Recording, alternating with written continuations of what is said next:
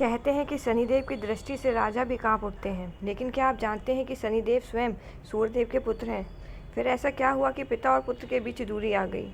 आज हम जानेंगे एक ऐसी कथा जो हमें कर्म, न्याय और भाग का सबसे बड़ा रहस्य बताती है। प्राचीन समय में सूर्यदेव पूरे ब्रह्मांड को प्रकाश और ऊर्जा देने वाले देवता माने जाते थे। उनका तेज इतना प्रचंड था कि देवता भी उनकी शक्ति का सामना नहीं करते थे। सूर्यदेव की पत्नी का नाम था संज्ञा। संज्ञा देवी बहुत पवित्र और तपस्वी थी, लेकिन सूर्यदेव का तेज इतना ज़्यादा था कि वह उनके पास लंबे समय तक नहीं रह पाती थी। समय बीतने के साथ यह कठिनाई और बढ़ती गई। आखिरकार संज्ञा देवी ने एक उपाय सोचा। संज्ञा देवी ने अपनी योग शक्ति से अपनी ही एक परछाई बनाई। उस परछाई का नाम था छाया। संज्ञा देवी ने छाया से कहा, तुम कुछ समय तक मेरी जगह सूर्यदेव के पास रहो, मैं जंगल में जाकर तपस्या करूंगी। छाया ने यह बात स्वीकार कर ली। सूर्यदेव को यह बात पता नहीं चली कि उनके साथ जो स्त्री रह रही है वह असल में संज्ञा नहीं बल्कि उनकी छाया है। कुछ समय बाद छाया देवी से एक पुत्र का जन्म हुआ। वही पुत्र आगे चलकर शनिदेव कहलाए। कहा जाता है कि जब शनिदेव गर्भ में थे उस समय छाया देवी भगवान शिव की कठोर तपस्या कर रही थी। तपस्या के कारण उनका शरीर कमजोर हो गया था। इसी कारण जब शनिदेव का जन्म हुआ तो उनका रंग बहुत गहरा और स्वभाव बहुत गंभीर था, लेकिन उनके अंदर अद्भुत शक्ति थी। एक दिन की बात है, छोटे शनिदेव ने पहली बार अपने पिता सूर्यदेव की ओर देखा। कहते हैं कि शनि की दृष्टि इतनी प्रभावशाली थी कि उस नज़र के पड़ते ही सूर्यदेव का तेज कुछ समय के लिए कम हो गया। यह देखकर सूर्यदेव को बहुत आश्चर्य हुआ। उन्हें लगा कि शनि की दृष्टि अशुभ है।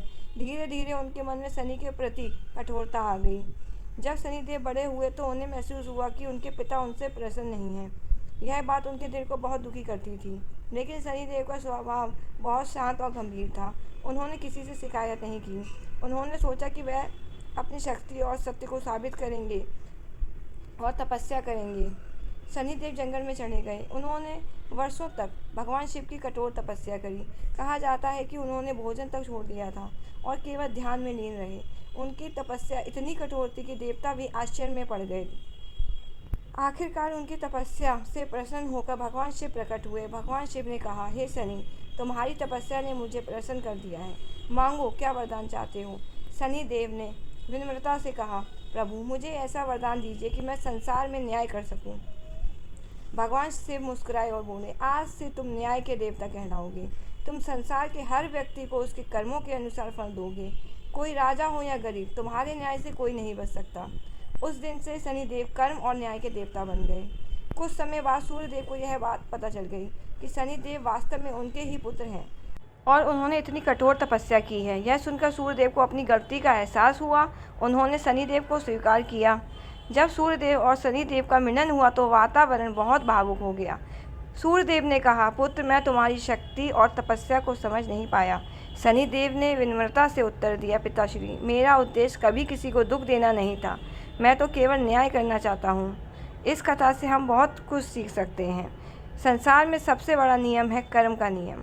अगर हम अच्छे कर्म करते हैं तो हमें अच्छा फल मिलता है, और अगर हम गलत काम करते हैं तो उसका परिणाम भी हमें ही भुगतना पड़ता है।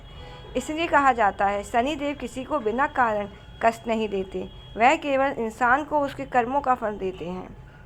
अगर आपको हमारी कहानी पसंद आई तो लाइक, कमेंट, शेयर ज़रूर करें। Thank you.